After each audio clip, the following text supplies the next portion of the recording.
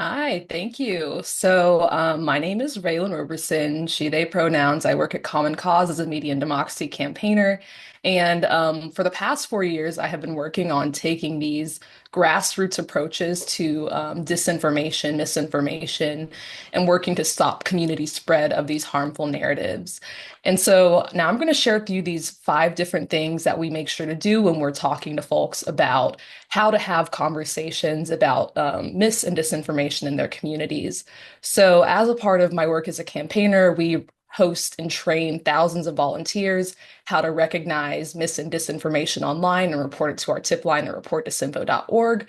And we also have people sharing pro-democracy content on social media. And we also have folks having these conversations with their loved ones. And so there are about 5 different things that I make sure to focus on whenever I'm having these trainings about how to have conversations with your community member about mis and disinformation. The first one is that anyone can fall for misinformation. And we make sure to explain the concept of information gaps, how not everyone has reliable access to news or internet, and how some folks are intentionally targeted with disinformation. And so once we get into that, we explain how misinformation is unintentional spread of inaccurate content and how disinformation is very intentional spread of content. And so we make sure that folks have the instructions for navigating disinformation, which is, of course, not amplifying, not responding, not cross-sharing, and reporting it to us at our tip line. But then we make sure that folks have the information for how to deal with misinformation. And we make sure that they know that misinformation is basically it comes with the territory of what our election information ecosystem looks like this year.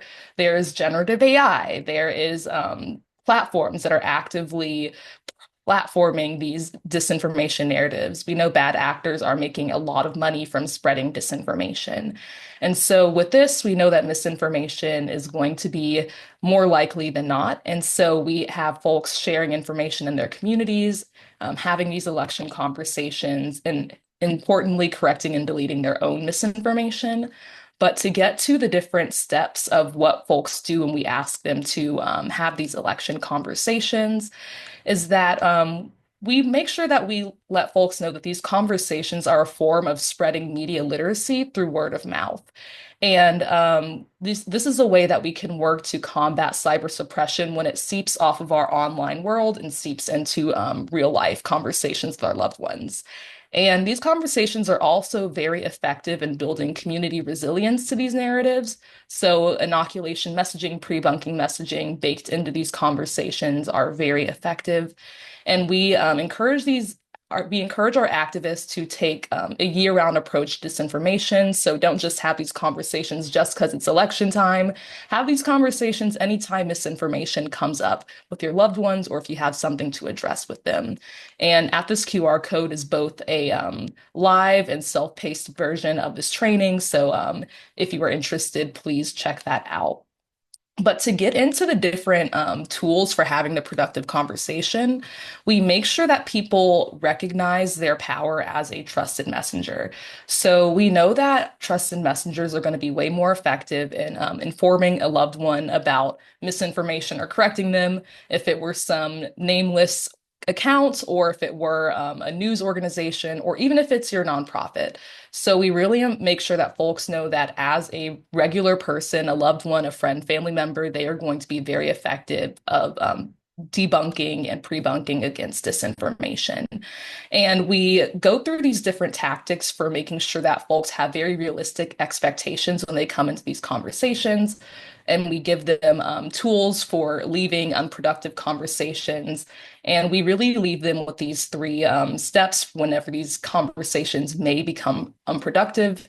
It's just to focus on the empathy and being unjudging, because again, we know that internet and news access is not widespread in this country. And we know that disinformation is supercharged with algorithms and bad actors are making a lot of money targeting these lies to your community.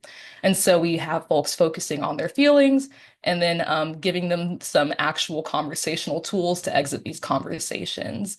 But as I mentioned with these slides, these are a part of the training. So we make sure to give folks actual action items for what does it look like to build trust and maintain trust in these conversations? What does it look like to ask questions to get to the source of the root of the problem?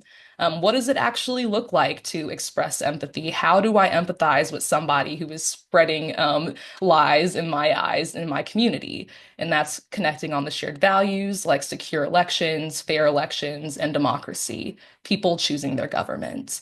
And whenever we have these kind of trainings, folks really come away with an aha moment of, oh, my loved one is not some nefarious actor. They are likely someone who has fallen victim to misinformation, disinformation. And then lastly, we make sure to provide information verification resources for our folks to make sure that they are equipped as trusted messengers to have that follow-up conversation, to be ready for when their loved one comes back and asks them questions about how, when, and where to vote, or is this a reputable news source? And so we always ask permission before sharing, and we get prepared to not have our activists who are having these conversations to come in with the superiority of I'm telling you what to do and think. Instead, we're really, again, media literacy by word of mouth. Here's how to find your own trusted information, and here's how you verify and fact check for yourself. But that is all for me, so I'll pass it back over for the Q&A.